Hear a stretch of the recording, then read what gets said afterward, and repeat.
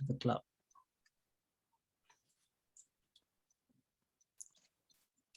Om Asmat Gurubhyo Namaha. Om Namah Paramarshibhyo Namah Paramarshibhyo. Om Namah Namah Paramarshibhyo Paramarshibhyo. Om Purnamidam Purnamadaha Purnat Purnamudachyate Purnasya Purnamadaya Purnamevavasishyate. Om Isavasyamidagam Isavasyamidagam sarvam sarvam Yatkinchagatyam Jagatyam jagat jagat Tena Tena Shaktina Yaktena Bhujitaha Bhujitaha Magrahakasya Magrahakasya Siddhanam. Siddhanam Om Om Kasyapamvaya Kasyapanvayasya Jatam Samjatam Narayana Narayana Padasritam Padasritam Srinarayanam Srinarayanam Vande Vande Yateesvara Yatishvara Krishnam Krishnam Kamalapatraksham Kamalapatraksham Punyashravanakeetanam Punyashravanakeetanam Vasudevam Vasudevam Jagadyonim Jagadyonim Naumi Narayanam Narayanam Harim Harim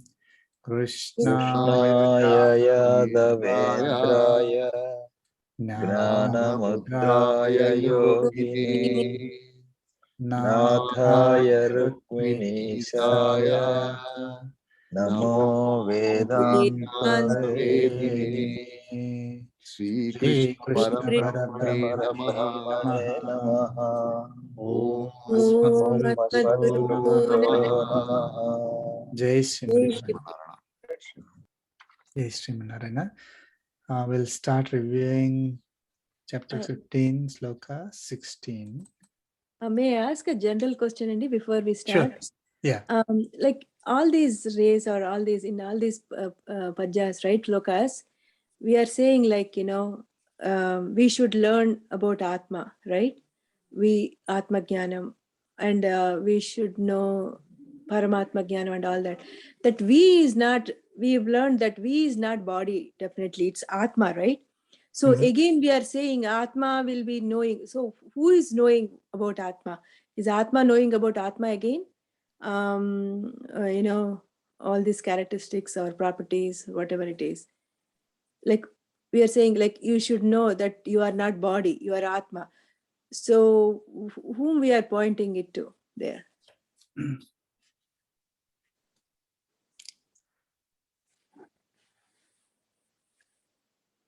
Very good question. So, I mean, if we don't, so let us say I don't know about Atma at all, right? Yeah. I don't know.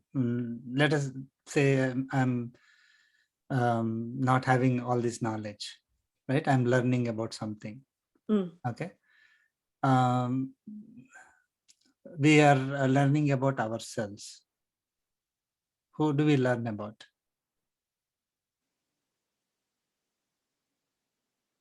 Yeah, I mean, that's where my confusion is. Yeah. Like we means not, definitely it's not body. Yeah.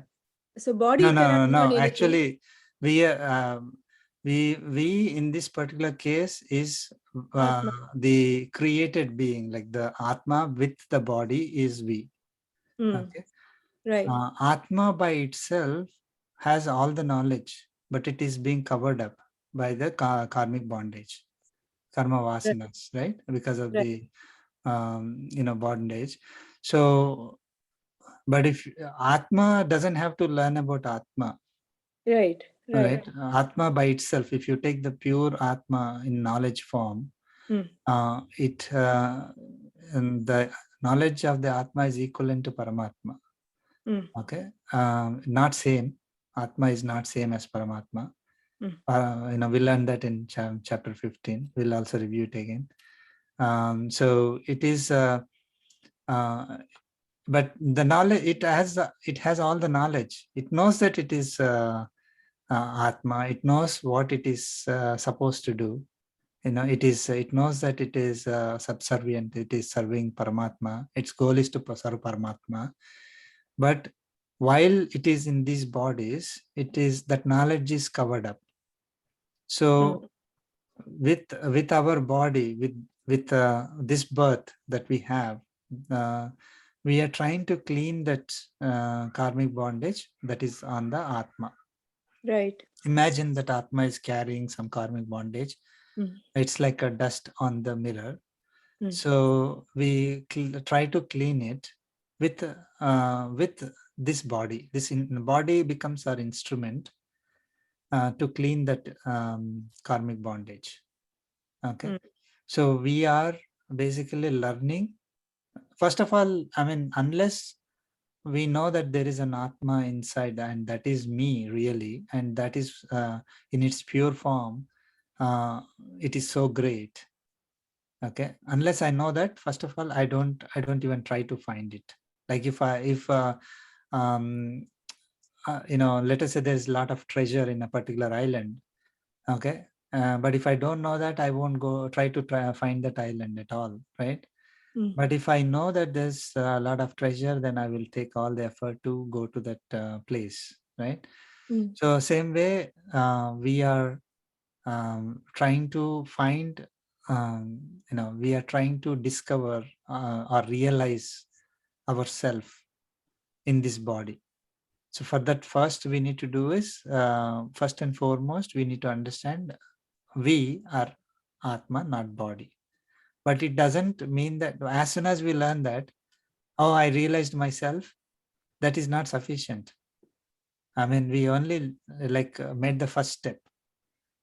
Okay, we have to, as soon as I raise from here and some situation comes up, I'll immediately forget that I am Atma and not body, right? And then, let us say, somebody really comments on my physical appearance, for example. Okay, why did you do that to me? And all that we start saying, right? So basically, we forget that we are Atma. Even though when we learned, when we are studying, we might study that I am Atma but not body. But unless we practice, unless we do all these practices that are in Bhagavad Gita, it doesn't sink in with us. We don't realize it. So that is the first thing. So first is to understand we are Atma, not body. And with that, we understand what is our goal. I mean, what should be our goal for this life? Otherwise, we will think that the goal for this life is whatever is good for my body, which will put us in a lot of trouble.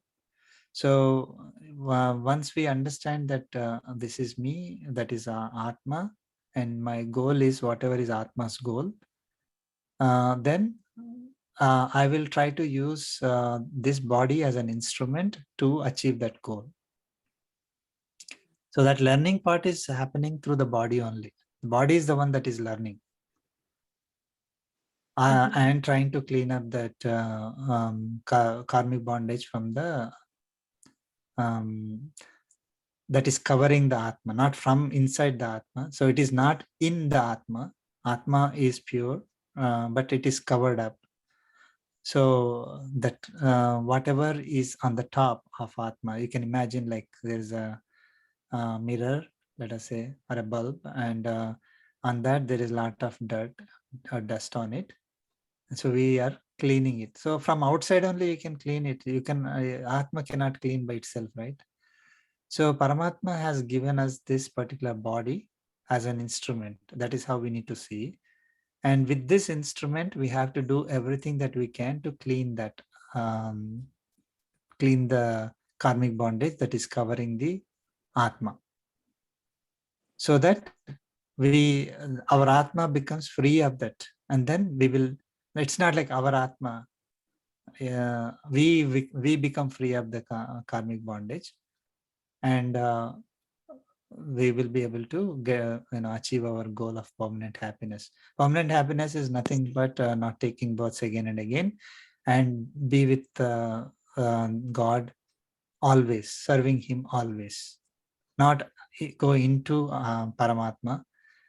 I mean, I'm really stressing these points because there's a lot of misunderstanding, misinformation, interpretations, that what happens when the liberation. So according to what Lord Krishna mentioned in chapter 15, if we take word by word, he clearly states that I am different from these Atmas. There are two types of Atmas. We'll review that again today. So once we know that, I mean, we are different from him, and we are always serving him. We are always dependent on him. That's what he stated. Even the ones who are liberated are dependent on me. So he didn't say that they will vanish into me. So we become part of him. I mean, we are always part of him. Sorry, we are always part of him only. We are his body, but we will not vanish. We will be with him always, and we will serve him always. That would be our ultimate goal. Because that gives us happiness. We don't have to come again and again into this life, taking births into different bodies. And every body, whether will, even though it may appear as if it is so great, I got this powerful human body, it has to go through its own pains throughout the life. And then when it is leaving, it's also painful. So we don't want to get into these bodies again and again. So that would be our goal. Otherwise, Paramatma is there within us, all around us, and we can always serve him. But unfortunately, with the limitations of our bodies, with the limitation of the knowledge these bodies have, and the limitation of the karmic bondage that is covering our Atma is not the right word again, karmic bondage that is covering us, we are not able to be happy continuously. We are happy little bit sometimes, but mostly unhappy because of all the limitations, issues that we have around. But once we get liberated, then we will be always be with Paramatma, serve him always without any constraints. So who is learning is the body as a whole, I would say. Okay. So not the yeah, I understand. Like, okay, Atma knows it has everything. I mean, it has all the knowledge. But I was thinking, like, okay, because it's covered by everything, suddenly, even because of the satsangs or somewhere, suddenly we started realizing. We means our Atma, even though Atma has that knowledge inherently, it start realizing, okay, I need to clean this up. I need to clean this up. So, but you are saying it's not like Atma doing, but through, I mean, the body. So is it, another idea I got was like, is it Buddhi that is doing that? Or Buddhi is also part of our this thing, right? Body only. Yeah, Buddhi is body part of only. body. Yeah, body. So I mean, that's why Buddhi. I'm saying that this body is an instrument which is cleaning the karmic bondage that is covering the Atma. Okay. So So, but Atma doesn't have any components. right.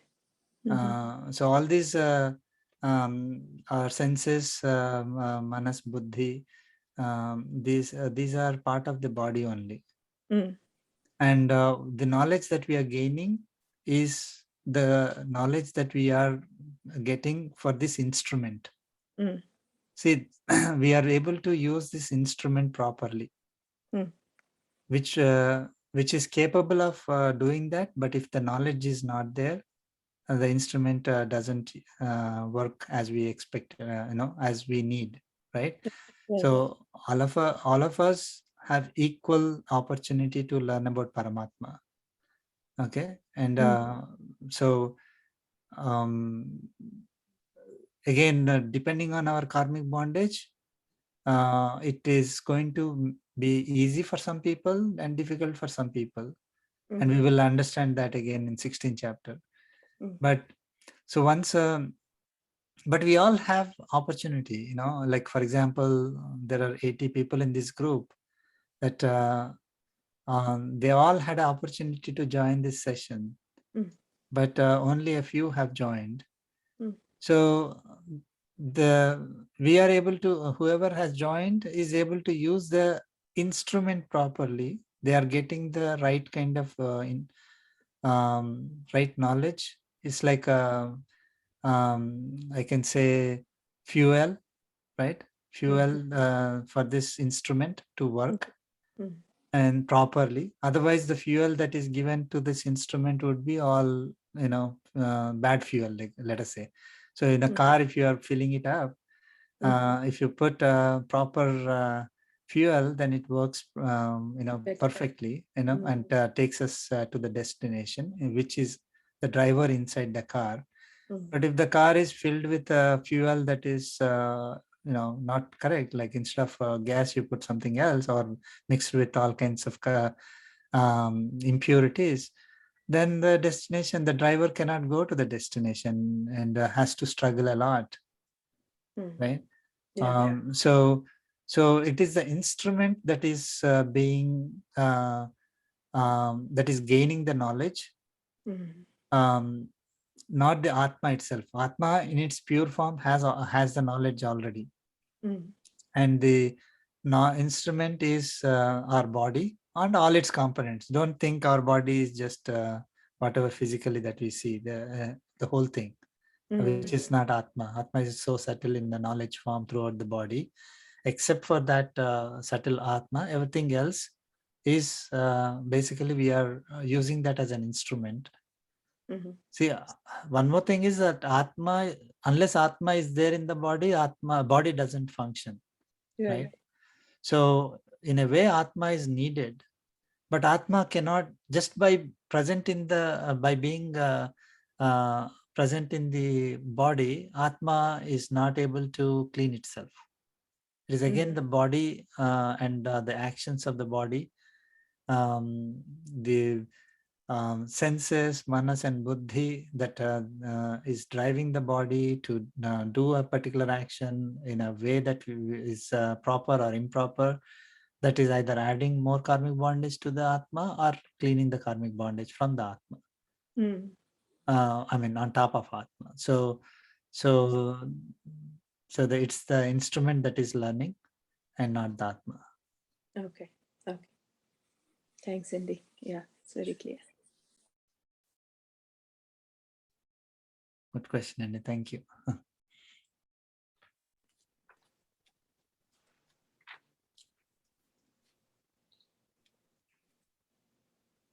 Okay, so chapter 15, sloka 16. Badri garu? Sure. Start. Chapter 15. Purushottama Prapti Yogaha, Sloka 16. Dvavimau Purushau Loke, Ksharaschakshara Yevacha, Ksharasarvani Bhutani, Kutastho Ksharavuchyate. Okay. Jai Shri Manarana. Chapter 15, Sloka 16 summary. The Supreme Lord said, there are only two kinds of Atmas in the world, bound Atma collection and non-bound Atma collection. The collection of all bound Atmas is perishable bodies is called Kshara Purusha. Kshara Purusha class. Sorry.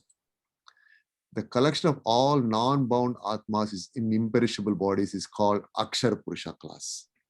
Jai Sri Manarana. Jai Sri Manarana.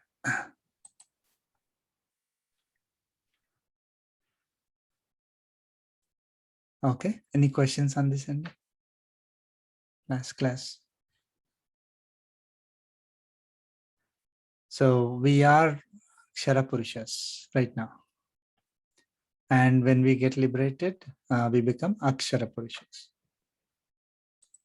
Purusha doesn't mean the body. or male or female, it is the Atma. Puri sete iti purushaha.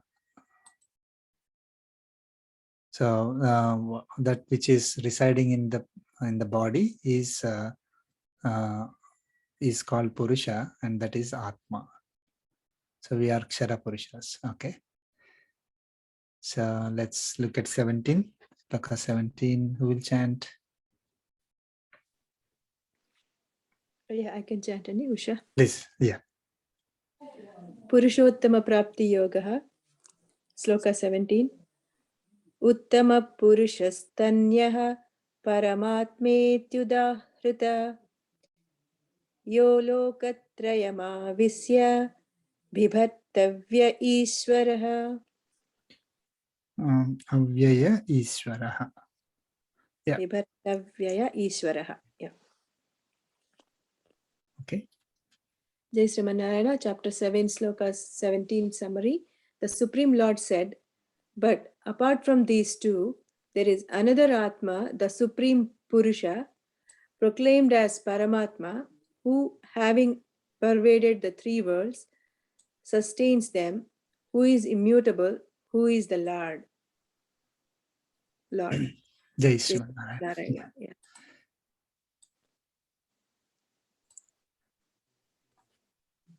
Okay, so I think this is clear, right? So he's saying there is another Atma called Paramatma.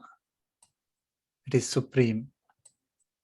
It pervades the three worlds, everything else. It sustains.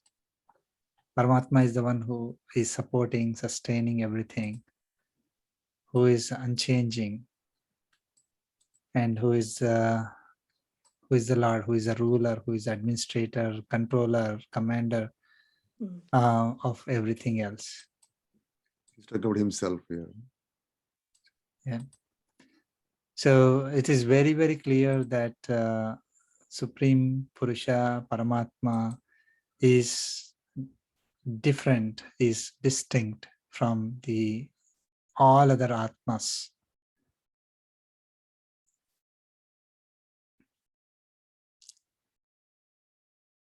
Okay, so we saw that these three worlds are basically Prakriti and Kshara Purushas and Akshara Purushas. And so that is everything other than Paramatma, right? Everything other than Paramatma is the three worlds. So he's pervading everything other than Paramatma. I mean, of course, it's not like pervade. You don't have to say Paramatma is pervading Paramatma. That's a given. That doesn't make sense also. But Paramatma pervades everything else and supports them from inside and outside. Right? So he's called Narayana. So the word Narayana didn't appear at all, but the word Narayana means this only, who is supporting all the beings by from inside and outside, and in a like not giving the exact meaning, but that's what it means. So that is what Narayana is. So he's the Supreme Purusha, Paramatma, Supreme Lord, right?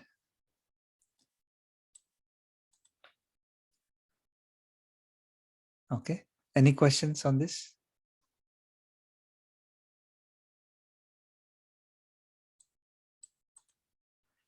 Okay, we'll move on to Sloka 18.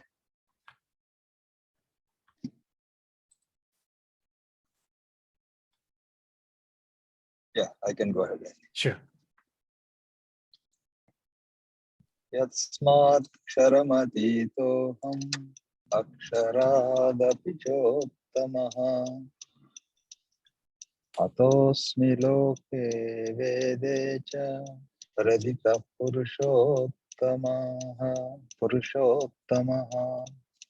Okay. Jai Sriman Narayana, chapter 15, Sloka 18 summary.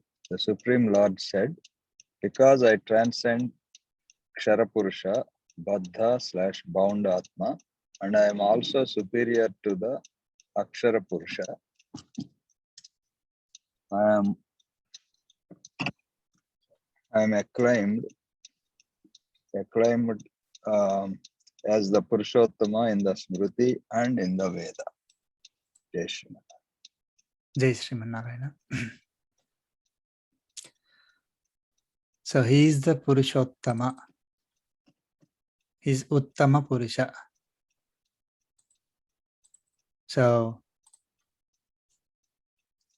he is superior compared to both Kshara Purusha and Akshara Purusha. There's no need to mention about the Prakriti, right? I mean, Prakriti is Achit, right? So there's no knowledge for that, right? So we always get confused. Am I Paramatma, or will I become Paramatma? And that is being answered here, that Paramatma is always superior.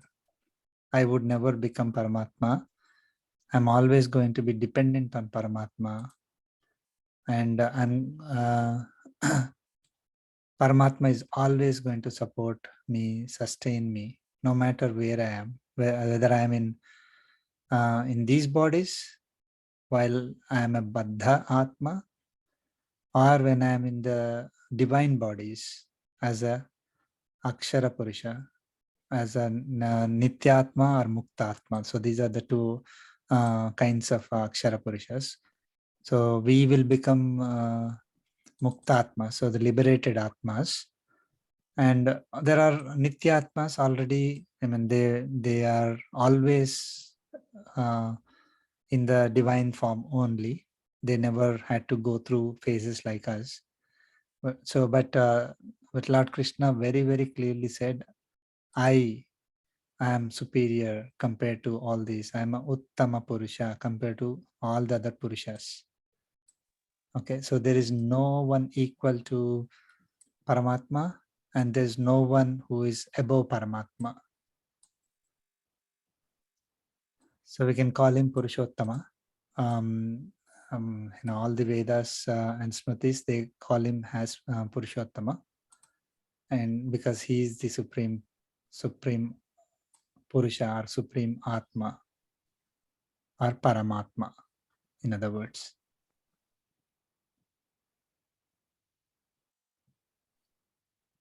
Okay. Got it. So what Prasad, basically we discussed Jivatma, Paramatma, and Prakriti. Yeah. So here, what Bhagavan is referring to is in Jivatmas itself, there are two categories, Baddha and the liberated ones. Yeah.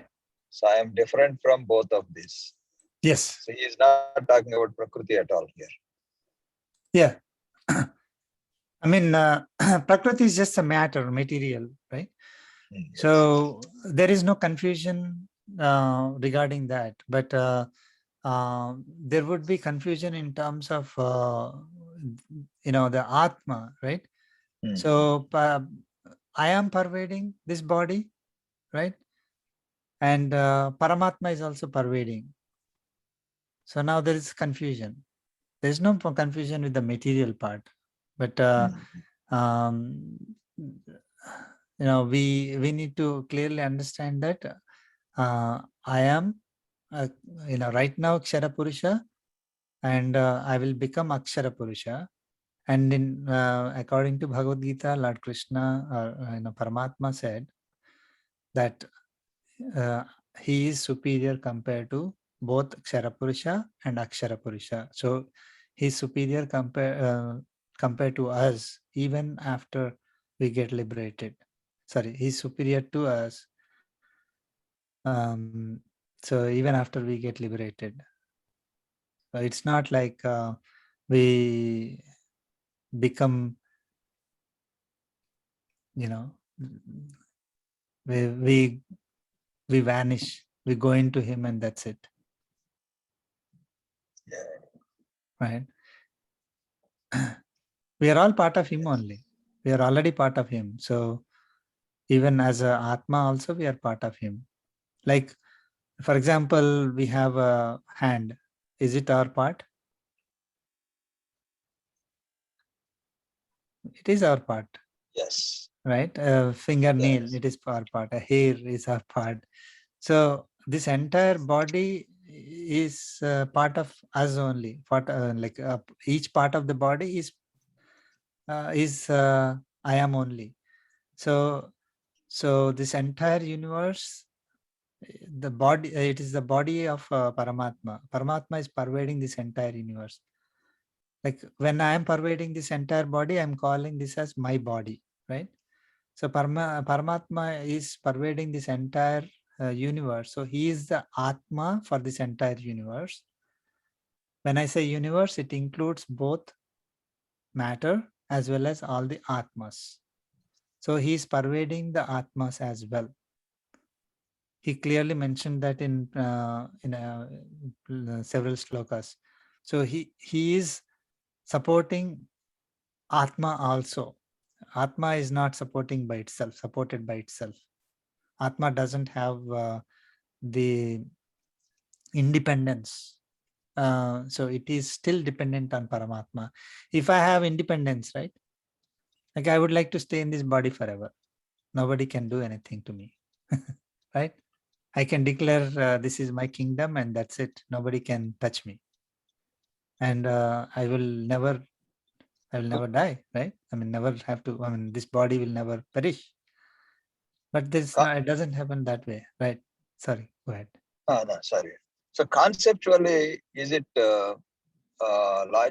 logically fair to assume that the number of jivatmas is constant, and because this has no this whole process of Srishti has no ending or beginning. Right. So, for example, if jivatmas, they are not born and they are not actually getting destroyed or merging into some other entity. Right. That means the sum total of all the jivatmas is always constant. That's correct. Yeah. So that's what we have to understand. Yeah. I mean, it is very consistent. Lord Krishna, in second chapter, when he started introducing Atma, right? He didn't use the word Atma, but he said, you were always there in the past and you will always be there in the future. And all these kings, whatever you're saying, they were there before and they will be there in future also. Yes, okay. Yes. So what does that mean? If they're all going to vanish somehow, right? He would say that the end state of all these people is to vanish. Yes. Right? Lose their lose their identity. He didn't say that. The identity will remain forever as that Atma only. The identity will not change. So it is going to be distinct. When I say identity, like you can say some, like I mean, it's distinct compared to others. But the knowledge of each Atma is same. Each Atma is equal that way, but they're distinct. Like if you go to a grocery store and see tomatoes, right? All tomatoes look same, let us say, but they're all distinct, right? Yes. So we call them as tomatoes. So it's not one tomato. They're distinct tomatoes, but they're all same. Yes. Yeah. So if you imagine Atmas are like that, they are distinct, but they're all having the same knowledge in their pure form. But let us say if you go to a grocery store and see some tomatoes are so clean and some tomatoes are dirty, they need to be cleaned up. That's how we are, right? So some are so clean, they're Akshara Purushas. So they're cleaned of the karmic bondage. So they have, they are much better, isn't it? Like when you see the tomatoes, you'll say, wow, they're so clean and they are tasty and everything. But if the tomato is dirty, then you can't use it that well. You cannot eat it. If you eat it, then it's going to give us some tummy problems.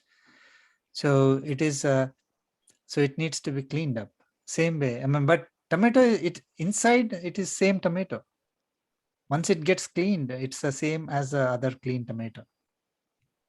Only difference is that it got covered with the whatever dust and mud. So while it is having the dirt, you will think that it is different. That is what we are. We are in different bodies. When the Atmas are in different bodies, they are not able to show their knowledge completely, because that knowledge is covered up by the karmic bondage. And and also the body that Atma is in does not allow that entire knowledge to be propagated or exercised, right? So let's say that body doesn't have the eyes. Whatever knowledge that is propagated through the eyes is limited now. It's not able to see. So the knowledge is covered up and limited by the body that the Atma takes. Okay, so but once that Atma is liberated, the bodies are not going to become a constraint for the Atma. That's exactly the difference. So today our bodies become constraint for us. But once we get liberated, the bodies are no longer a constraint for us. That is the divine body. So it is going to listen to exactly what the Atma says, or what Atma wants the body to do. It's not going to say, I'm tired, or I can't do this stuff. Right? Today, if I want to chant Bhagavad Gita for say 108 days continuously, will my body allow? No, right? But if the body is liberated, if the Atma is liberated, I can say, okay, let us chant for Bhagavad Gita for 108 days continuously. We'll be able to do it. No problem. And we'll not feel any pain. So, got it. yeah, these are all different Atmas. And that's a very good point, actually. There's no change in the number. And then some people ask, right? I mean, if the population is increasing or decreasing, then we say, oh, the number is changing. It is not. It is remaining constant. It is changing from one form to the other. There are some forms that we can see, some forms we cannot see. And also one object we see may have multiple Atmas in it. So it is not like we can say, this object is only one Atma or 5 Atmas or 10 Atmas. We don't know. That level of knowledge is not with us to separate the Atma from body and see it. We cannot see Atma at all, right? We cannot perceive Atma with our eyes or with any instrument that we can create. So we don't know how many Atmas exist, and but definitely there is an Atma in the body, and that is the one that is controlling that body. And when it leaves that body, when the Atma leaves the body starts disintegrating. Yeah, I think one of the confusions, and basically, I think why the other theory comes is, so when we are in meditation, the nature of meditation is you are absorbed in the meditative object. For example, let us say if you are meditating on Omkara or your favorite guru or whatever, the meditative object qualities, temporarily for that period of time, actually you become one with them. So if you really understand either, um, uh, let's say avyakta or vyakta, whichever form you choose, and start meditating, then when you are actually in deep meditation, so you are absorbed into the qualities of the Paramatma. Right. I think probably that's where people tend to say, you know, in the highest state of samadhi, there is no two, it's all one, something like that. It is all one, one only. As I said, right, we are with Paramatma right now. We are never separate. So whether we are in this form or different form, or whether we are here or liberated, we're always with Paramatma only. If I'm not with Paramatma, then Paramatma cannot say I'm supporting everything, right? So when he says that I'm supporting everything, I'm pervading everything, that it means that he is with us always in whatever form we are in. So in whatever form we are in means if I am in this body, he is pervading me as well as this body. Okay. So we are always with Paramatma. So we are never separate from him. So we are one, like that. But we are distinct from him based on chapter 15. Very clear. So, right.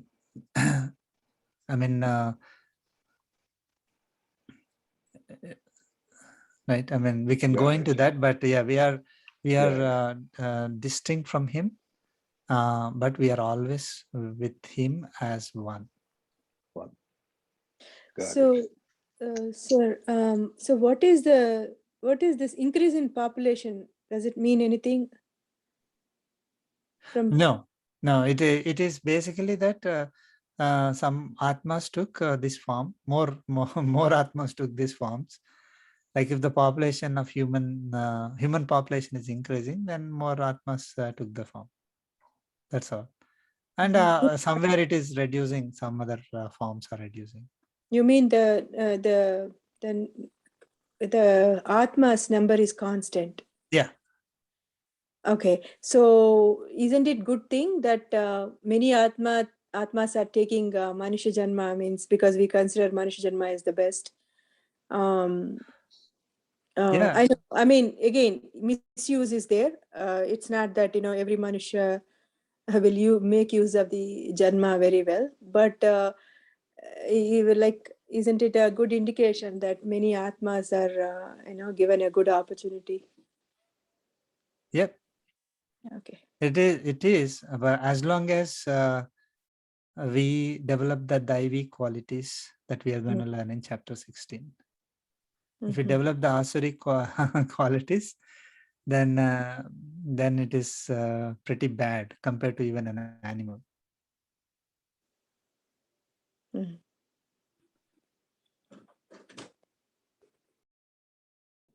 Hi, sir. I just wanted to ask one question.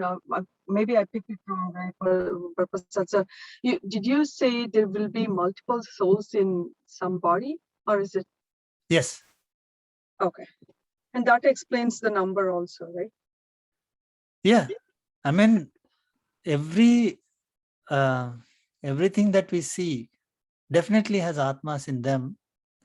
Everything that we are not able to see also can have Atmas in them. It's not like all matter is visible to us. There is matter that may not be visible to us, may not be in the visible frequency range, right? So, and also some dual nature we have. Does that explain the Sukshma Sharira of, let's say if I have two Atmas, right, for whatever reason. So in my Sukshma Sharira, meaning I obviously have dual nature, right? I'm not always. No, one second, sorry. I have two Atmas is not, you can say my body can have multiple Atmas. Yeah, that's correct. Right. Yeah, my body. Yeah. Right. Then that means there'll be two Sukshma Sharira, right? Not one. So there is, that is little bit like advanced concept and little bit confusing. Let me clarify. So there is a primary Atma, okay, that we are, like in this body I am there. So I'm primary for this body, okay. and every other, so there is a lot of other there's a lot of matter in my body, right? There could be multiple atmas in my body, okay, but they are not active. They are secondary. They are only serving this primary atma. They don't carry any karma. They do not carry any karmic bondage. I mean, sorry, they do not change my the primary atma's karmic bondage at all, or they do not affect the primary atma. It's all like dormant. You can imagine that is a dormant atma, can only take perform some whatever actions it is supposed to, they based on the primary atma. Secondary atmas don't have don't behave like, okay, now this I'm in this hand becomes it is my kingdom now, and I am having this karmic bondage, so the hand will be cut or hand will be get a gold chain or something. It doesn't work that way. Whatever is the primary atma will determine the karmic bondage of the primary atma will determine the the it will apply to the whole body. Okay, so secondary atmas are there as in dormant state. They're not activated like a primary atma. And it is not like when primary atma leaves, the secondary atma becomes activated and then the body survives. It doesn't. Okay, so the reason why we have this concept is that, I mean, this is clear. Like, for example, you know, when the atma leaves a body, the body still functions, right? Some parts of the body still function, but the body as a whole doesn't function, isn't it? For example, you know, so they can use the eyes or liver or some parts of the body that can still be used, right? So which is basically there are whatever atmas in that body, their dormant state, they are still functioning as they are expected to, but because they lost connection with the primary atma, they cannot survive on their own forever. So they start disintegrating depending on the body that they are in. I mean, so not atmas don't disintegrate, the body part that atmas are in start disintegrating, and they also have to leave that matter, and they have to go to another part in the sense, another part of the universe. So when you So say number is constant, means we are talking about the primary atmas. no, see, we could become secondary atmas and stay dormant for a long time. That's the reason. See, primary atma only can take another body, right? Or any body. So it is not like that. There is, when the atma is activated, that becomes primary atma. It's not like I am stamped as primary atma and wherever I go, I'll be primary atma. It is not like that. When I'm in this body, I'm primary atma. Okay, but when I leave this body, before I take another body, I could be dormant in several bodies. I will go through several bodies. Okay, so that is how like even how is a baby born, right? Like how is a body getting born? An atma doesn't fly in the air and come and sit into go into mother's womb and suddenly activate the baby, isn't it? So it is traveling through. So there are dormant atmas in this entire universe. They are not activated, but when with Paramatma's blessings, they become primary Atma in a particular body. That's what we say is, this is my body. That primary Atma can now claim it as my body. Okay, my body may be carrying so many dormant Atmas. Okay, a lot of cells are getting born and killed. Okay, so there is no matter in this universe with no Atma. Every matter has Atma. Again, coming from Bhagavad Gita only. It's not, just fiction. What did Paramatma say in chapter 8, I think? Every 7 or 8. So the creation starts when he takes out the matter and starts combining it with the Atmas. That's how creation starts, right? There is no Atma by itself in this creation, right? And no matter by itself in this creation. So it is changing form. Matter is changing form, and Atmas are going from one form to another form, one body to another body. I am calling it as form. Atma's form is knowledge form only, but Atma takes a manifestation. That's what we call as manifestation, is taking a body form. It will be in different forms, in different body forms, right? So, and then that Atma spreads throughout the body. And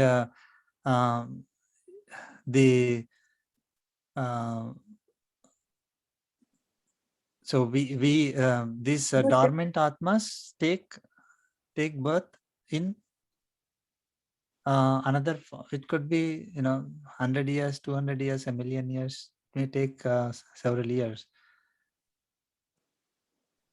Imagine, let us take the, again, sorry, we are going deep into it, but so if there is only one Atma in a body, okay, let's take a tree, okay, there's one Atma in the tree, okay. Now, if I cut the tree, what happened there? I cut the tree. I cut the tree in, basically I took a branch from the tree. Okay. Now, if there is only one Atma, where is the Atma?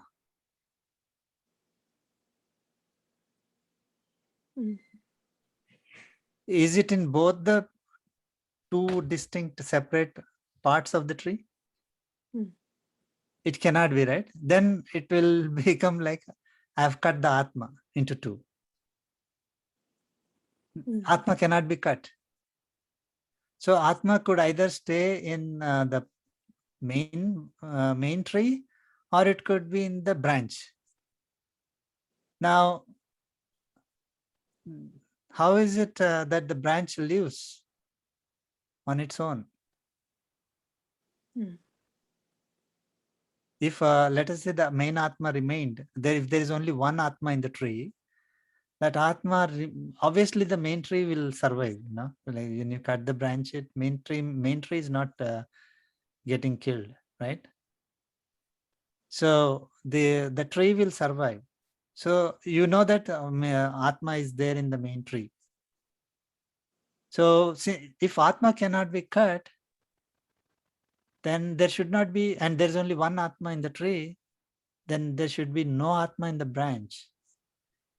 Then Lord Krishna's statement that there can be no matter without Atma, that statement will, I'm proving it wrong, right?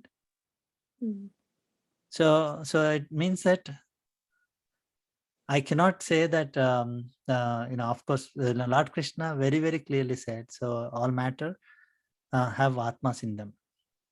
So when I've separated a branch from the tree, it must be having Atmas in them. Atma let us take again one Atma. Now, if you are saying that, oh, this branch has an Atma, did the Atma come at the moment I cut it? No, it's already there. Yeah. It must be there already. Mm. Now, so let us say it is already there. Now it is possible that I can cut one branch, I can cut 1,000 branches. So there must be 1,000 Atmas already in the tree. So whether I'm cutting the tree or not, all the Atmas are all there in the tree only. Okay. So, but the tree has a primary Atma. So same way, our body also, any body, if you take a mountain, big mountain, now obviously there is a primary Atma for that mountain, and there are so many dormant Atmas. So you can take a rock from that mountain and then put somewhere else. You're not cutting the Atma of that mountain. But whatever knowledge that has that primary Atma has, right? Do you think these dormant Atmas have possess same qualities? Like you were all saying, Atmas have the same knowledge, but they are all covered with a different karmic bondage.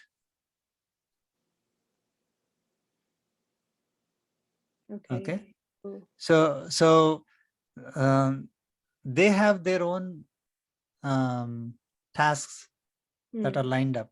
They do their whatever task that is supposed to be done when they become primary for that particular body. In some cases, they don't become primary ever at all. They will become dormant and the body doesn't function at all. In some cases, they become for that particular body, they will become primary. Now, let us take the example of a tree. You cut the branch and put it in the... Primary is the main thing, Kadandi. And we are living, our body is there, is sustained because of the primary Atma. Yeah. So how can we say these other, secondary Atmas put the same knowledge as primary Atma? All Atmas have same knowledge. Okay. Whether, I mean, there is no such thing like as I was saying, right? Like there's no such thing as a primary Atma, secondary Atma. When you put them side by side with no body at all, right? All Atmas are same. Same. Okay. And all Atmas have different karmic bondages. So they are covered up with different karmic bondage. Okay. Now, when these Atmas are in a body, one is primary, that is making the body function. All other Atmas are dormant or serving the primary Atma.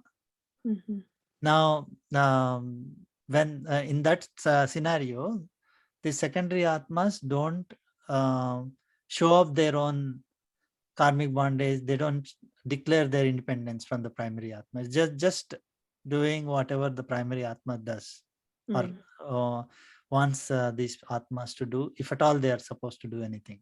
Okay. Again, for the practical purpose, you can say they are dormant completely. Okay. Okay. So now that is the explanation for like when when a baby is born, the Atma is getting transferred through the mother's womb to the through the baby, right? So it is not like the Atma is carried from somewhere outside at the time of birth. If that was the case, then I can put a dead body and pray, and then suddenly Atma can come and sit in the dead body and become awake, right? So there's no such, it doesn't happen that way. It is transferred through the Atmas are transferred through, again, this is all coming from Upanishads, and also based on the very short summary in Bhagavad Gita, we can understand that no matter exists without the Atma. So there must be Atma. So if I cannot cut the Atma, but I am cutting the matter, that means the matter must be having multiple Atmas in it. Otherwise, either I am cutting the Atma or I'm creating some matter with no Atmas in them. So both are incorrect. I cannot cut the Atma and I cannot create matter with no Atma in it. So then there must be Atmas existing in the matter before itself, before I cut it. So that means there must be multiple Atmas in the body. And there is a primary, so we don't care about other Atmas, they are dormant. For all practical purposes, we can say this is an Atma controlling this body.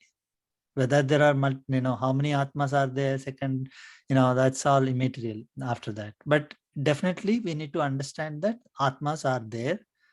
Okay, don't think that they are again independent and they're doing things on their own and their karmic bondage is affecting us. Nothing like that will happen, which is all our karmic bondage, our control that works on this body.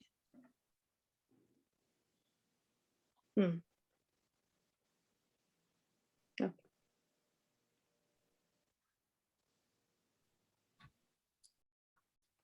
That's good, Annie. Good question. We'll look at 19.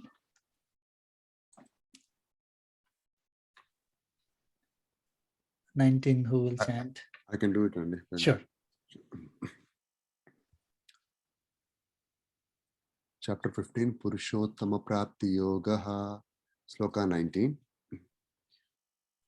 Yo mameva masammudho janati purushottamam sa sarva vidbhajati mam sarva bhavena bharata.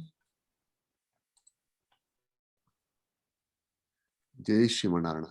Chapter 15, Sloka 19 summary. The Supreme Lord said, O Arjuna, whoever being free from delusion knows me in this manner as Purushottama, that person knows all, worships me by all means. Jai Shivanarana. Jai Srimanarayana.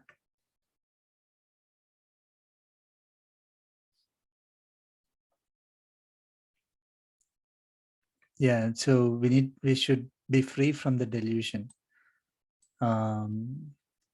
That we should never be thinking I am Paramatma or I will become Paramatma and there are multiple gods. One is superior over the other, all that is delusion. We went through all that in detail. And yeah, so we are together as one and he is superior and distinct from all of us. All of us in all the Atmas. So he is always with me. I am together as one. Okay. It is not like he's there in one part of my body. I mean, body in the sense when I'm talking about Atma itself, right? It cannot be that he's in one part of the Atma and not in another part of Atma. He's throughout Atma. So that means there's only one, right? If I refer to Atma, I'm also referring to Paramatma. If I refer to Paramatma, I'm referring to Atma. But he is distinct. That Paramatma in us is distinct from us and superior compared to us.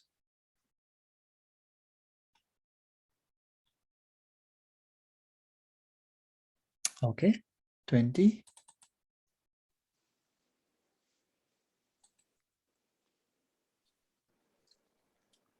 Nobody reads, I'll read, Andy. Sure, yeah, please. Okay. Purushottama Prapti Yoga, Sloka 20.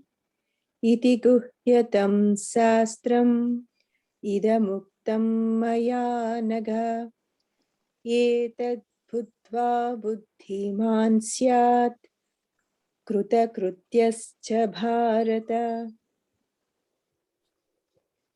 Jai Sriman Narayana, chapter 15, Sloka 20 summary. The Supreme Lord said, in this way, O sinless one, this most mysterious science is taught by me. Knowing this, O Arjuna, one becomes enlightened and becomes one who has accomplished all duties. Jai Sriman Narayana. Jai Sriman Narayana.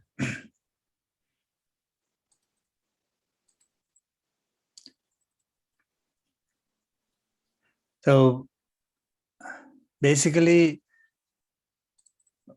if you look at it, if you don't know about Paramatma, then we will never be able to achieve the goal. Why And is he calling? He's calling Arjuna, is it? Oh, sinless one. Yeah. Okay. He has no sin.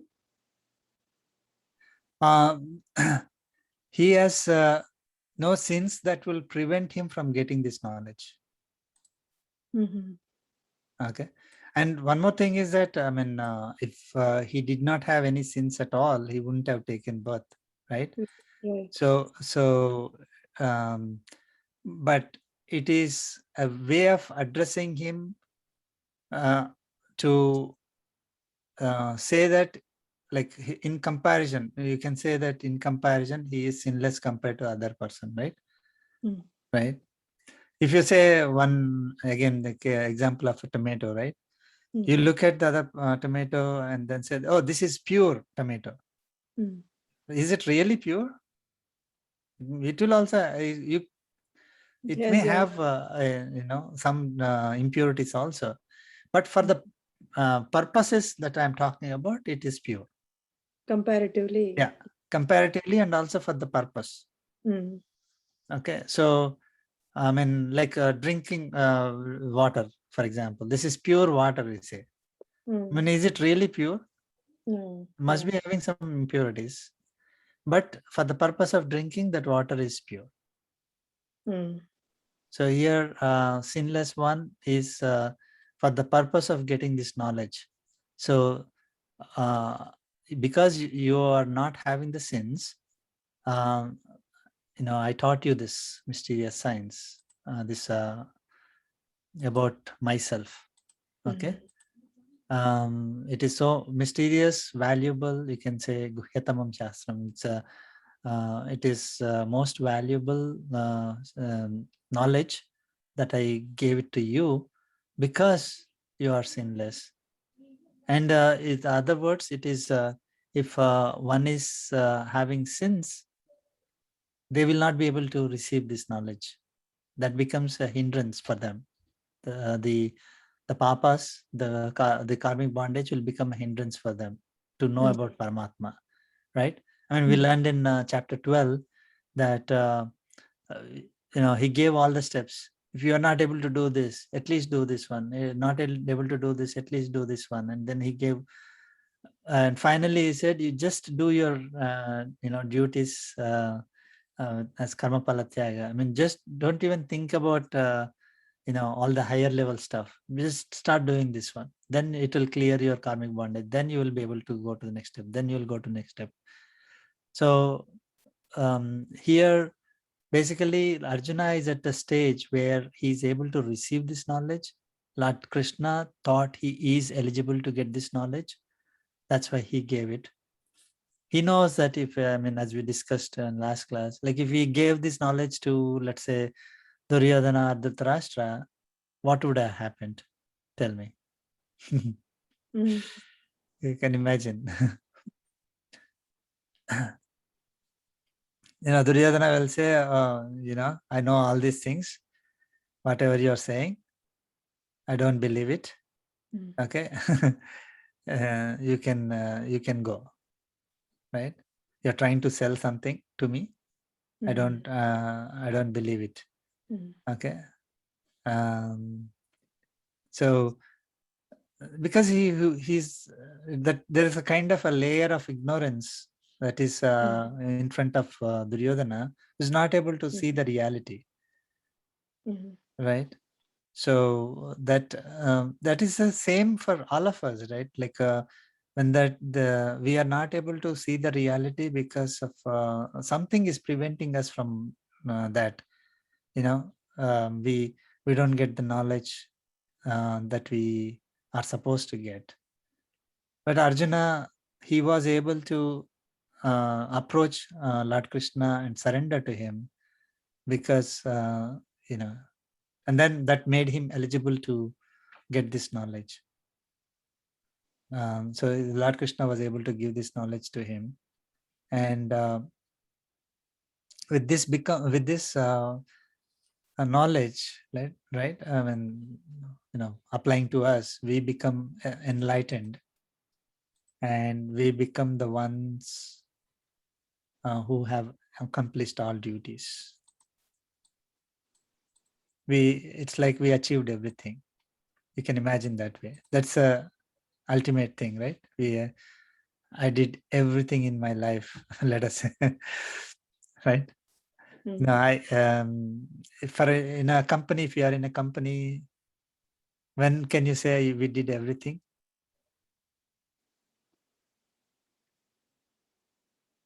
Yeah, whenever we achieve something or I become the CEO, and my company is the number one in the world, and there's no competitor.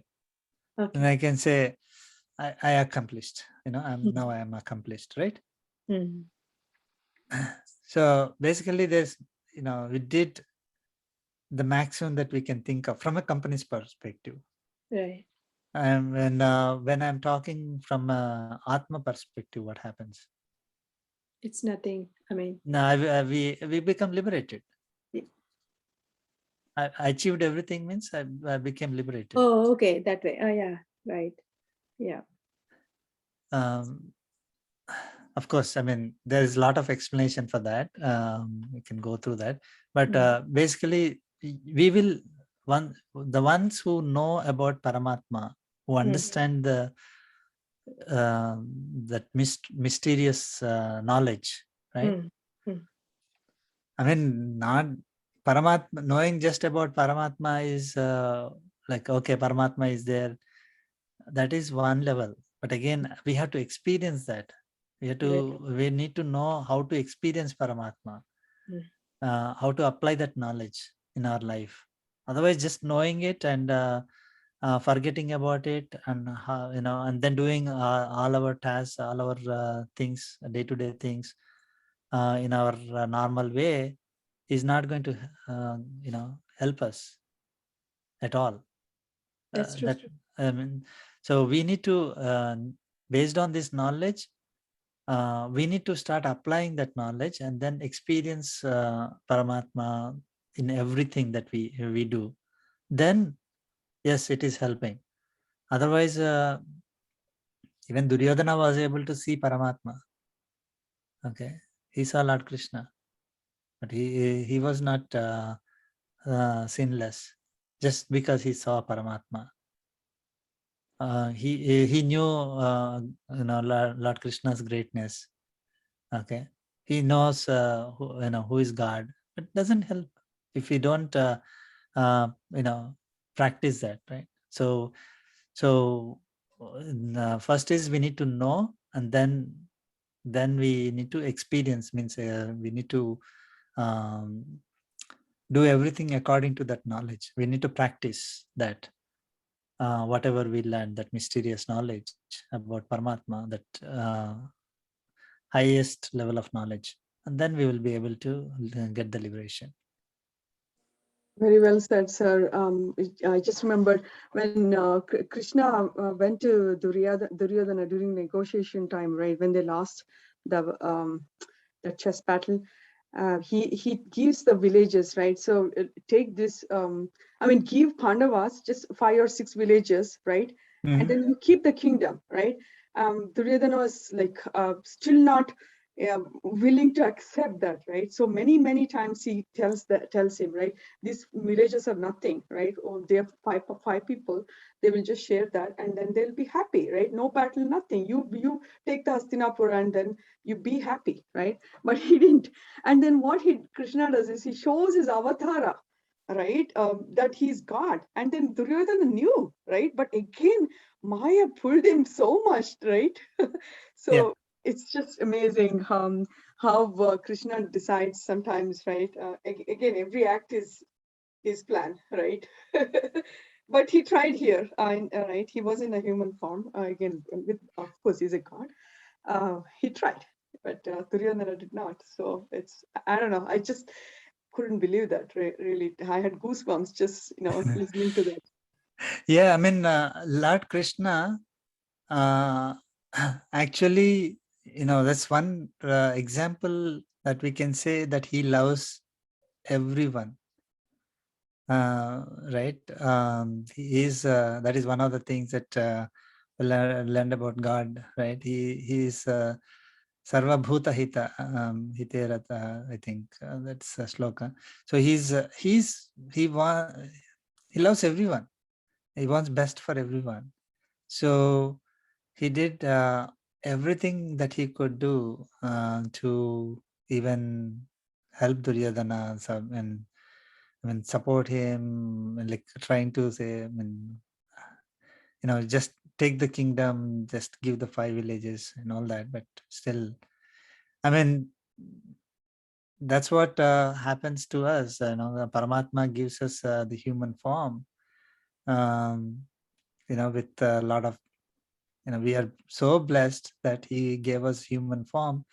But how many of us really make use of this form, this body that we have to experience Paramatma?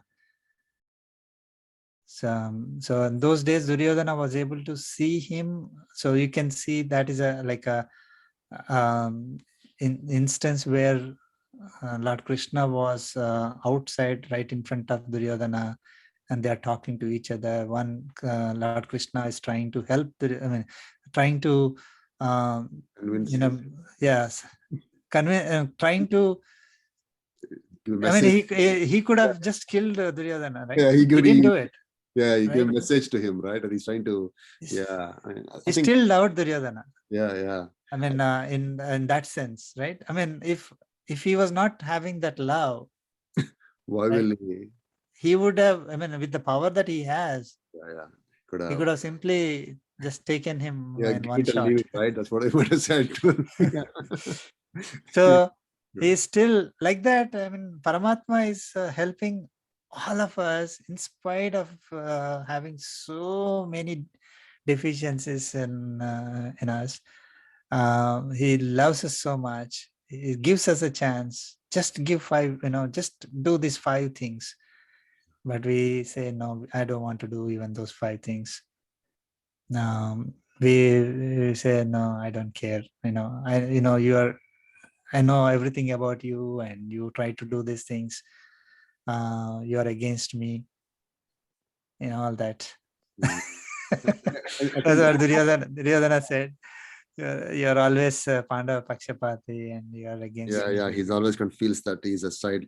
Basically, he takes up Pandava side. This remembers me, and even in childhood, right? Parents used to advise us. They tell, oh, don't do that kind of a thing, something like that, right? And I feel that. Now I realize, right? Still sometimes we go and do it, and we get hurt or something. Then I feel that indirectly they're giving a message to us, oh, don't do it, I do this way, kind of a thing, right? Sometimes we don't listen, and Paramatma can, even nowadays, right? I think every day we feel these challenges, right? Someone does advice or however they won't do it, whether we listen to it. I feel that Paramatma could come in different ways, right? I think we have seen those things as well. It doesn't need to come in a Lord Krishna standing in front of me. He comes in and someone else comes and advises me, oh, do like this kind of a thing. I think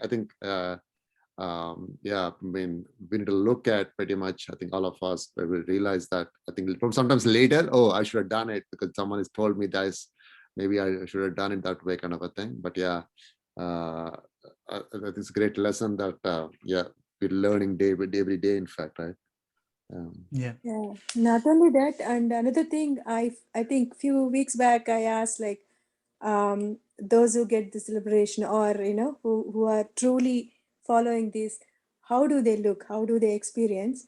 I think slowly even I'm getting the answers for that, like recollecting the events in my life, even kind of help somebody does out of way, or all of a sudden they're not related. That makes me feel that Paramatma is there with me all the time. Even when I get that experience, the kind of happiness I think it's really amazing that at least with this knowledge, like I'm realizing, like, okay, every moment he's there with us or with me. Yeah, I really very nice feeling that experiencing him every moment. It's really very good. That's why I mean, the more and more look, like, we can expect like the kind of permanent happiness that we get when we get liberated. Right. Yeah, unimaginable, like, yeah.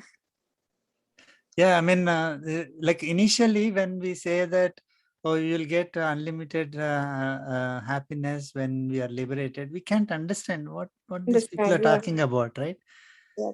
And but only after we start experiencing, then we realize, oh my God, that makes a lot of difference. That's really nice. Yeah.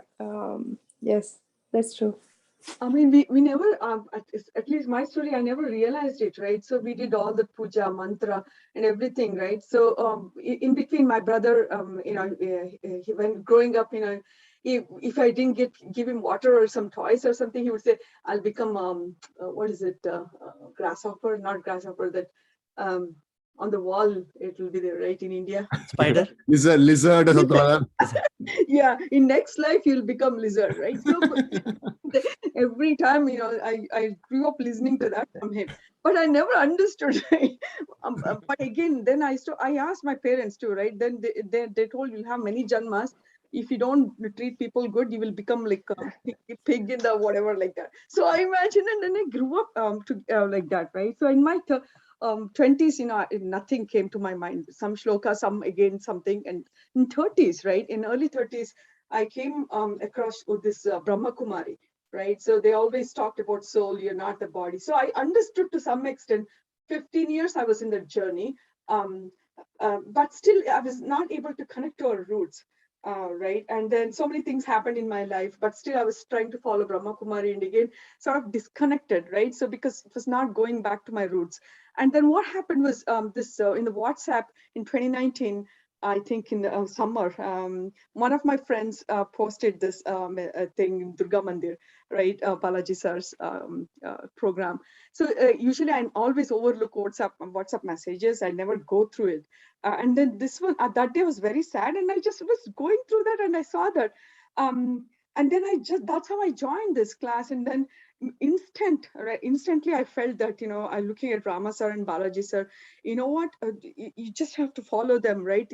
Many times I couldn't go, but still, it was just pulling me and then driving. I was literally driving there without even thinking, right? And then somehow my instinct kept saying, listen, Rupa, you just have to follow this, right? This is what you have been looking for. I know you were looking for, but again, I did a lot of mistakes also, sir, in my life before. So I regret it, right? So, but again, what I'm saying is I feel that I'm really blessed because of you all. And then because of Balaji sir, he introduced me to you, right, sir, for this journey. And then I'm really, really blessed for Prasad sir and Balaji sir. I cannot imagine not having this session. It's all my heart is full. Wonderful, that's true, Andy. Paramatma's blessings and Acharya's blessings. We definitely, I mean, Lord Krishna, is giving us a chance every day, and we definitely, I mean, sometimes we are not able to do on our own, but at least we listen to our acharyas or satsang, elders or somebody. If we have at least that much inclination, then we go in the better path. But if we don't want to listen at all, then we will be on our own. I mean, that's the problem. But I think, again, it's wonderful that all of us are going through this journey, trying to learn and practice. Definitely, Lord Krishna's blessings with all of us, and Sri Swamiji's blessings with all of us to get this knowledge. I mean, again, we always think about Paramatma, because unless he blesses us, we cannot even get this knowledge. We cannot understand. We cannot practice. So it's always his blessings, none of our greatness at all. And so again, it increases our devotion towards him, thinking about this. But I completely agree with Rupa sir, because even I was one of those who used to listen to Brahma Kumaris a lot. But the way we connected to you, I mean, the realization or whatever knowledge we are getting. I mean, it was nice listening to Brahmakumari also, but still, really, we connected very well here in this satsang. That's true. Yeah, absolutely. And see, a couple of things, right? So one is we should never punish ourselves for our past. We all, go through various stages and various circumstances. So we just, the best we can do is, move forward and be in satsang.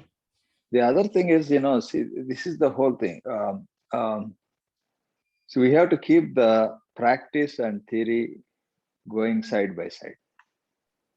So that is what probably, is going to be very helpful. For example, let's say we study Bhagavad Gita. Then at the same time, we participate in certain programs, meditations and things like that in the ashram. And we practice yoga at physical level. So we are all human, right? So we have limitations. For example, the day you work 12 to 14 hours, you are not the same person as, you have to work only 5 or 6 hours. So when we combine all these things, all these practices, then it becomes very powerful. With all respect, there are many practices and everybody is doing a tremendous job to help everybody to, uplift and all that. But combining knowledge, practice is very, very important. That's when it becomes very powerful. Some places, they only stick to either a practice, no gnana. For example, some people, they don't study Bhagavad Gita at all. Yeah, it may work for, people like Raman Maharshi or in elevated level people, some people say, or, Swamijis. But for us, my thought process or my passion is we have to have some practice that combines theory and practice, everything for common people like us, who are in the life stream. We have responsibilities, we have to continue our jobs, but still at the same time, we want to achieve our goal. Thank you so much for all of your participation, and without all of you, we couldn't have done this. Thank you. Thank That's you. great. Yeah. Vaprasad Garu, can you just go to the next page, please? I think the last pair is important, right, in this PDF. I think as we know, based on our karmic bondage, certain karmas are assigned in each birth, till the karmic records are wiped out. So in each birth, we have certain duties, tasks that we need to perform. After we go through the results, experiences, we take next birth and the cycle continues. So we currently have karmic bondage for 1 billion births. Lord Krishna is saying that all those are considered accomplished with the knowledge of Purushottama and surrender to him. That means our entire karmic bondage gets cleared in this birth itself. I think if you know, if we have the knowledge of Purushottama, right? After this birth, we reach the state of liberation. Right? This is a great point, actually, right? I think it's Para. Right. Yeah. Knowing about Paramatma, and he is the means for reaching him itself. Reaching him is basically state of liberation. So he is the means and he is the goal. That is the essence of the entire Bhagavad Gita, actually. It starts slowly. It's like a movie, right? See, this is one more thing, right? So satsang is very important. See, when you meet Swamiji, for example, the power and sometimes some events are life-changing, right? To me, meeting Swamiji was life-changing. See, this is why we have to meet great yogis, Swamijis, satsang. It's very, very important. That's what, for example, if you sit in a room and study Bhagavad Gita all day long, it's not the same as meeting Swamiji and gaining that knowledge. So it clears up so many things. And if we were to do it by ourselves, we may not even be able to do it in one lifetime, or it may take a long time, for example, 10 years or 15 years. So that's why, we have to take every opportunity to, unfortunately, because of this COVID, we are not able to meet or, travel. But that's where, you know, our knowledge comes into picture, right? We have to withstand all these tough circumstances. Yeah, those are some of the life-changing events when we meet great people, you know. Definitely. And to me, yeah, definitely. yeah, Swamiji, for example, they stand as examples for us, right? So he works like 20 hours or whatever. For that matter, you know, he's such a realized soul. He could as well, you know, go and meditate and, you know, focus on his own personal spiritual life. But they are the people who are uplifting all of us and working like 15, 20 hours a day and all of that. We're all very blessed. Yeah. Yep. Very well said, Balaji garu. Okay. Yeah. Want to do one sloka and Yeah, we'll start chapter 16. Okay. We'll see. At least one or two. Yep. Yeah, that's a good idea. So chapter 16 is a very, very, very interesting chapter.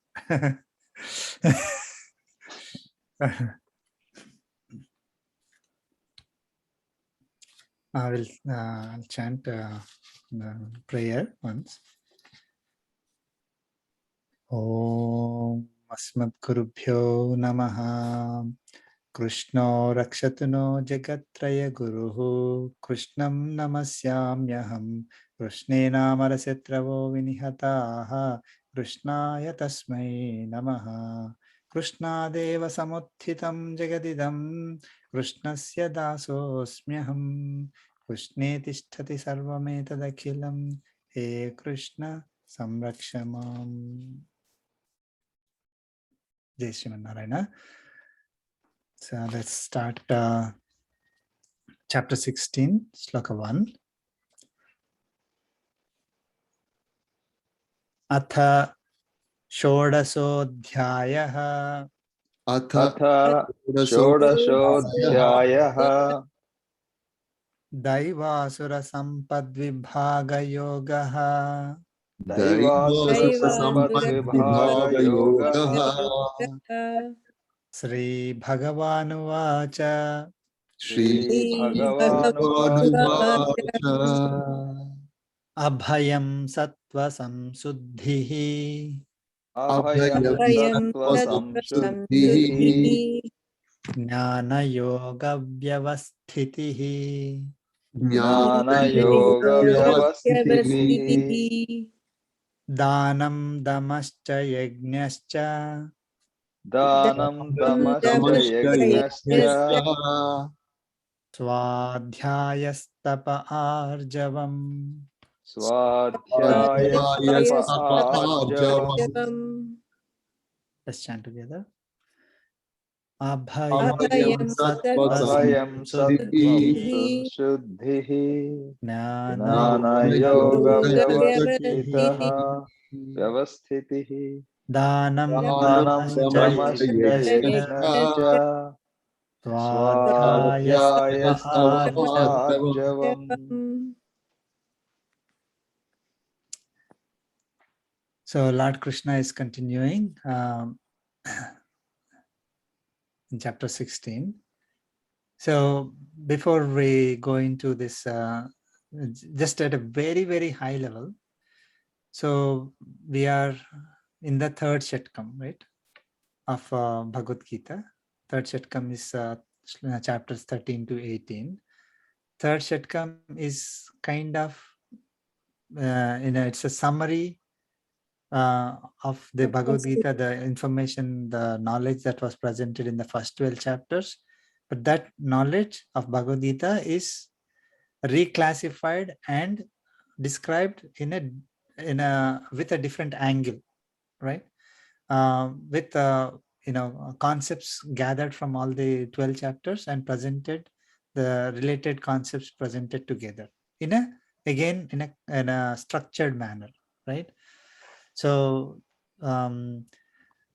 chapter 13, 14, 15, we learned, nature of Atma and body. right? Atma is different from body. What are their qualities? And reason why Atma is associated with the bodies, why we are taking these bodies, why we are taking births again and again, what kind of bodies that we take, what are all the qualities that we acquire from the nature, and how they affect us, and all that we learned. And then, so that is 13, 14, we talked about primarily Atma and our body. Now, 15 will learn about the one that is other than Atma and body, that is Paramatma. Paramatma, most important, because this is the most important knowledge. That's why he said Guhyatamam Shastram, right? So it's that knowledge is the one that will liberate us. Okay, it basically it creates a foundation for us, for our liberation. Without that, there's no foundation, so we'll fall. Like whatever building we may try to build, without having proper understanding of Paramatma and taking his support, approaching him in every aspect, then it's like building something with no foundation. It will fall after we grow, after we build to some level. So we'll never be able to complete the building. But Paramatma is the one that is the foundation for us, who will help whatever we are trying to do. He is the one who is going to help us. So we learned about Paramatma. Who is he?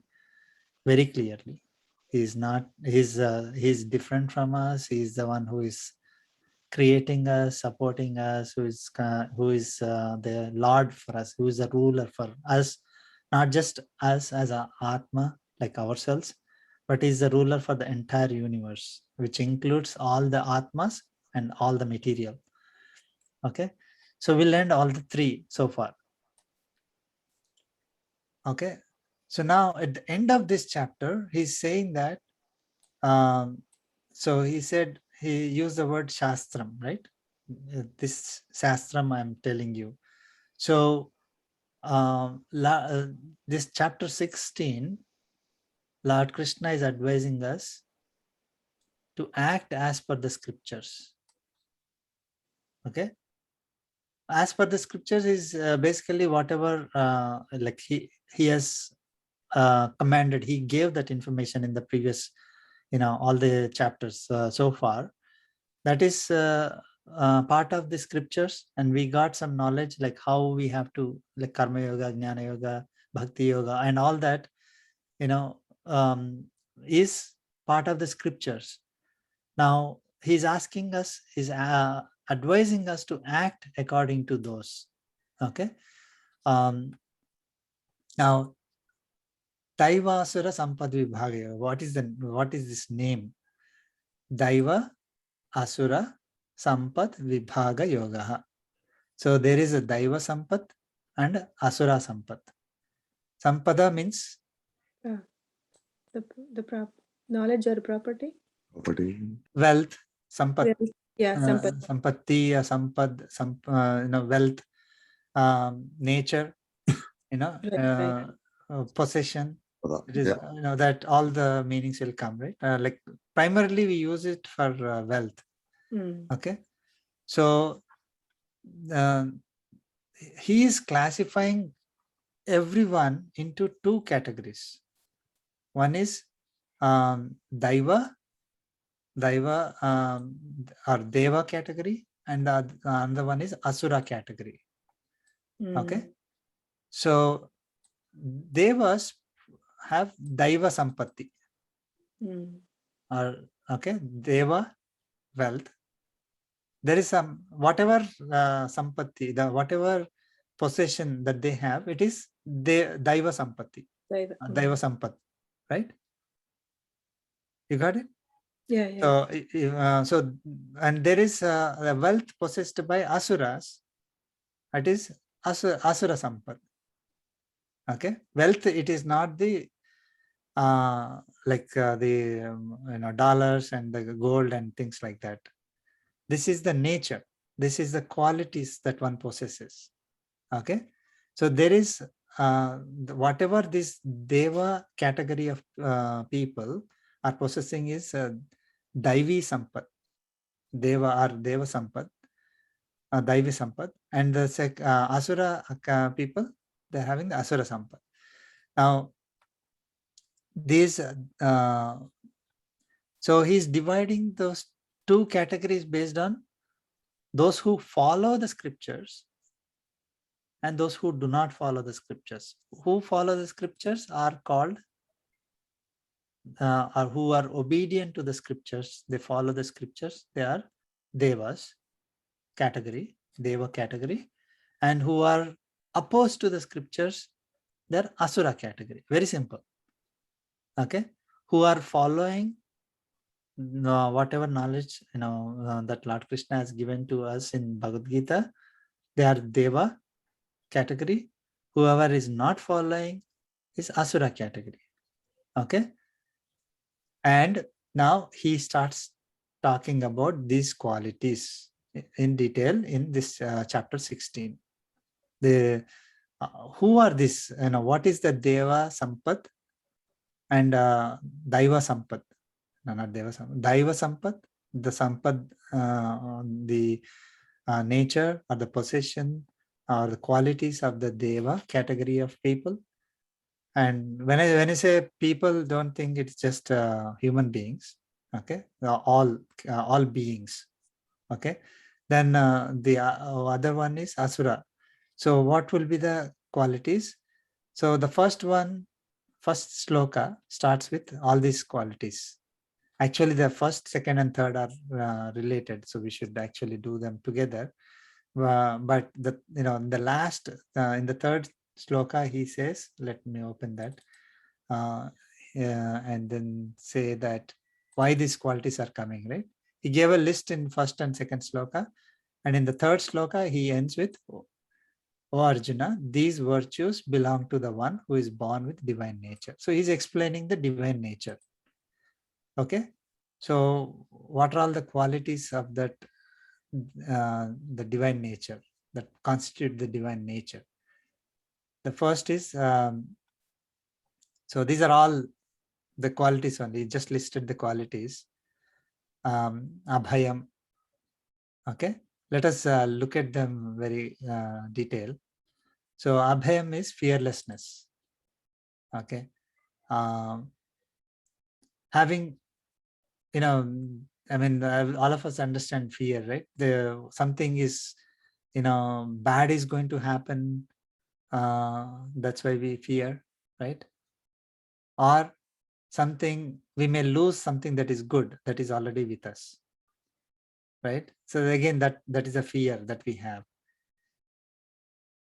The Daiva Sampad, okay, a divine nature will not have that fear. That is Abhayam. Okay, being fearless. It's the first thing that it starts with. No fear. I mean, maybe Lord Krishna knows all of us, like, not maybe, he knows all of us. All the problems that we have are based on fear, like primarily based on fear. We may not even, finally experience whatever that we are fearing, but fear is the one that is killing us, basically, right? That anxiety, that fear, that something is going to happen, that bad is going to happen, or whatever I have today may not be there tomorrow. I may have wealth, I may have health, all the relationships, everything seems, everything looks good today, but maybe I don't have it tomorrow. Then I have to do something, and I have to, struggle. I have to try to protect that with my own efforts. And that anxiety will always be there, even when we are putting the efforts. Or we have fear that, oh, I don't have control, something bad may happen tomorrow, suddenly something may happen. That's all. Most of our life, most of the unhappiness is coming from that.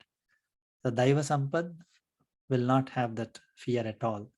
Sattva Samsuddhihi. It is purity of mind. Okay, so again, samsuddhi, so absolute purity of mind. What is absolute purity of mind? Mind is affected by, we know that, we get affected by the three qualities, sattva, rajas, and tamas qualities from nature, right? So the purity of mind is basically being free from the effects of rajas and tamas qualities. Okay, and be with sattva. Okay, the pure sattva, and not affected by the other two. Okay, then jnana yoga vyavasthiti. This is always focused on, it says jnana yoga, doesn't mean that it is the jnana yoga that is like karma yoga, jnana yoga, and bhakti yoga, then always focus on jnana yoga only. No, here the jnana yoga refers to all the three, the knowledge of karma yoga, jnana yoga, bhakti yoga, whatever we are learning in Bhagavad Gita. So all about all the three, what do they talk about? They talk about ourself, Paramatma, right? Primarily self and Paramatma. So we are persistent, we always, Vyavasthiti is having that consistent, persistent focus on getting that knowledge, thinking about it, always contemplating it, and applying that knowledge. Okay, that knowledge of who I am, what is my goal. What my goal is to reach Paramatma. I'm in this body. Body is separate from me. All that is Jnana Yoga Vyavasthitihi. Dhanam, very important. This is another Daivi Sampati. So charity is like donating rightfully earned wealth for right causes to the deserving beings. Not just I have extra money, I need to donate something, or I have something extra, money, time, resources, whatever, and then I can do. I just, I don't need it, so let me donate. That is also good, fine. At least that is better than nothing. But what we actually have and that we need, also we are able to part with it. Okay, for the right cause, to the deserving beings. That is the dhanam, that real dhanam. So then, of course, we'll learn about the dhanam in more detail in later chapters. Dhammaha is controlling mind so that it is not running after sensory objects. Okay, so our mind is typically runs after the sensory pleasures, right? And controlling our mind to not run after them. Okay, moving them away from things. So anything that is other than self, anything that is harmful for myself, self is Atma. Okay, to realize Atma, anything that is going to hamper my realization to Atma, I will I will control so that I'm not affected. So I'm going to restrain my senses. Okay, taking them away from anything other than Atma. Yajna. Yajna is doing our duties. Okay, any duty becomes yajna when it is performed as service to God, without attachments to the results of the actions. Okay, so yajna doesn't mean just the fire sacrifice that we typically think of. Yajna is any activity that we do but doing it as service to God. That any activity is not driven based on the desire to achieve something, to experience the result for ourselves with some expectation. It is basically the duty that we have, treating our activity as a duty and doing it as service to God without any attachment. That becomes yajna. Swadhyaya, the study of our Vedic literature or scriptures with the belief, again, this is with the belief that they all teach about God, right? We are learning about Him. We are experiencing Him, So that is with that belief we are learning this Vedic scriptures. We want to reach that stage where we are always experiencing Him with no restrictions. Okay, tapaha is practice of self-discipline and austerity towards worldly matters. So tapaha, just doing tapas, right? That's what go to the going to a forest or mountains and then doing the tapas. Not that. That is also tapas, but that is different type of tapas.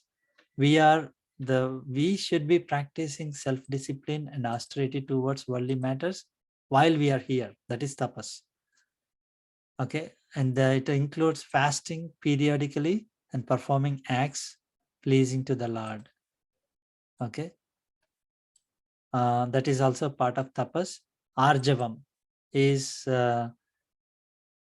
coherent in thought, speech, and action while interacting with others.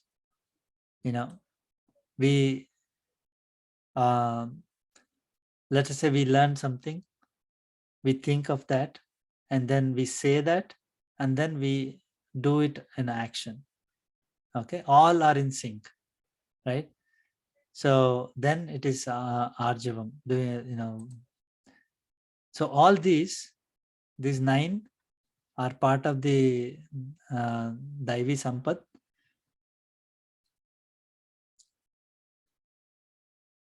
Now there are more, like there are total 26 and the second and third slokas. Any questions on this? What did you say about uprightness, Arjava? Basically, we our thoughts, speech, and action are in sync. Okay. Oh, our whatever we think, we are able to say that, and then we are performing that action.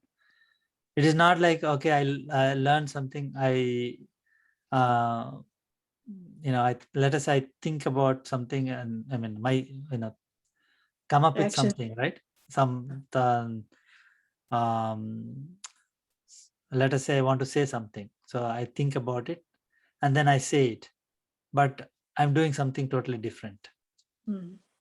Okay, then it is not our thinking process, our speech and actions are not in sync with each other. They are not coherent. So these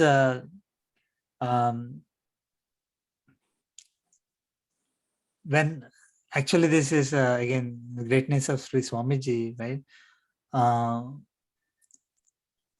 Lot of times Sri Swamiji may not be saying that at that moment, but let us say when we look at what he's doing, we probably can relate it to something that he said say 2 years back, 3 years back. We can clearly see that whatever Sri Swamiji is doing is directly based on what he was thinking and then saying at some other point of time. Okay, and he's exactly doing it. If we really closely follow him, Sri Swamiji, then we'll know, right? Otherwise, we will not be able to link the 3. I mean, if if I'm right now, I'm thinking, speaking, and doing the action right now, it's so easy. I mean, it doesn't, but doesn't require a lot of effort. But if let us say I was saying that, okay, I will do something, I will always do something, or I'm telling you to do something, right? 5 days later I'm able to do it, then it is my thinking, saying, and then the action are in sync with each other. Okay, this is one great quality. Arjavam comes in multiple places in Bhagavad Gita. So we should be able to. I mean, otherwise, what will happen is, let us say we are learning Bhagavad Gita, right? We are able to tell Bhagavad Gita, or we are able to speak about it. But if our actions are not in sync, what is the use? Right? Provided it's good things, right? I mean, there are people, think bad and do bad. We don't say they're in sync, right? I mean, it's about good thing, Arjavam. Like think good and do, say good and do good. Yeah, I mean, when you combine it with other things, it is only talking about good only, like dhanam.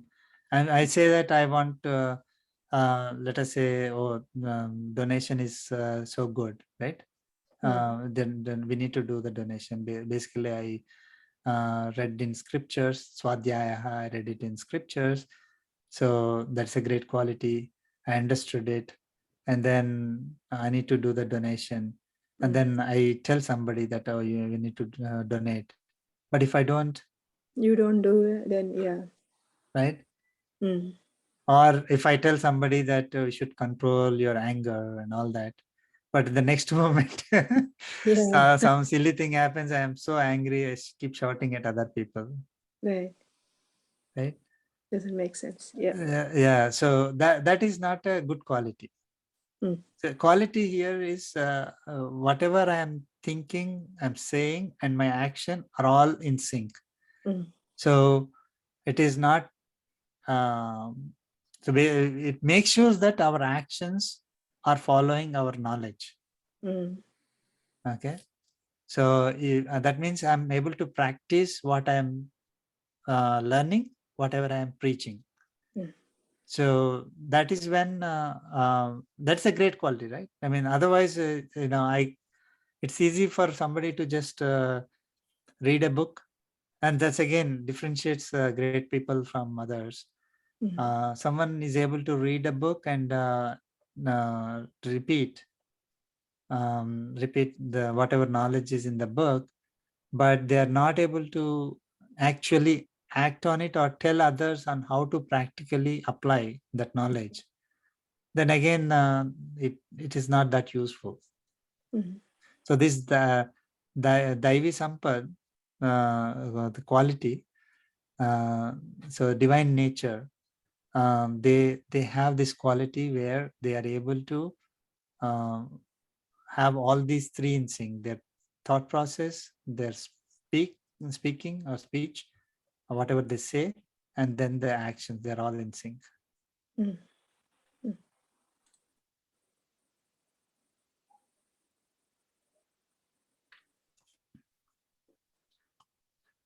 Okay.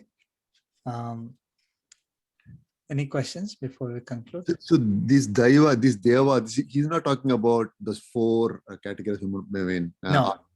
That's exactly what I thought. Yeah. The Deva, Manusya, Tiryak, Sthavara are the four categories, Chaturvarnyam. There are four categories of beings. Okay. Based on their bodies. Okay. So Deva body is much more powerful compared to Manusya body, has less powerful, is more limitations compared to Tiryak, is even worse. And then Sthavara body cannot even move. They don't have that much knowledge and all that. So yeah, those are the different categories of the bodies. So Atmas are placed in these four different categories of bodies. That is one level. Now, all the bodies, typically, I mean, we don't care about what quality, is it Daiva quality or Asura quality for a tree. Doesn't matter, right? Or a mountain. When we look at ourselves, here we look at ourselves and then say, do I have Daiva quality or divine quality or Asura quality or non-divine quality or demonic quality? Okay, now demonic nature. So this particular chapter is like a mirror for us. Okay, this chapter, Lord Krishna talks about divine nature and Asura nature, and then we can see where do we fit. Of course, no, none of us is perfect. None of us is a total failure, right? So we may be in between, right? Some qualities from the divine nature we'll have, and some qualities from the Asura nature we'll have. So we'll have to know where we are, where we stand, and then we understand that what happens when I'm having Asura qualities, what is going to happen to me, and what happens if I have Daivi qualities, divine nature, what happens to me. So this is what we are going to learn in chapter 16. This is completely like day-to-day practically we can apply. It's not theory. It's not some theory about the qualities of Atma or qualities of body. Not like that. This is like very directly. These are the things I should not have fear. I should I should not be influenced by Rajas and Tamas. I should always focus on the knowledge of self, practicing that. Then donation, controlling mind, doing all activities as service to God. Again, Sri Swamiji has given us serve all beings as service to God. It's a great message. Swadhyaya, learning scriptures like what we are doing right now. Exactly, we are demonstrating our divine nature right now. If we are not doing this, then we are doing we are having the Asuri nature. Yeah, and then so these are we can clearly see, okay, I'm having divine nature or Asura nature, and then we need to have more divine compared to Asura and move away from Asura. Okay, and then so Lord Krishna very clearly giving the information to us so that we can move towards divine nature.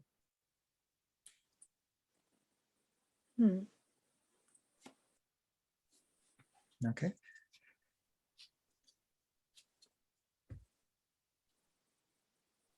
Any questions, Andy? Sorry, we couldn't finish. I mean, we couldn't cover more today. I thought we'll do about 9 slokas today, but we covered only one. These are very interesting, useful concepts that we can directly apply in many questions. Like if you think of any practical scenario situations, ask or provide your feedback, and then we can discuss. Sure, Andy. Okay. Okay, Andy. We'll conclude with the concluding prayer. कायेन वाचा मनसेन्द्रियैर्वा करोमि सकलं परस्मै नारायणाय समर्पयामि श्रीमन्नारायणाय समर्पयामि सर्वं श्रीकृष्णार्पणमस्तु ओम अस्मद्गुरुभ्यो नमः जय Sriman Narayana. Thank you very much.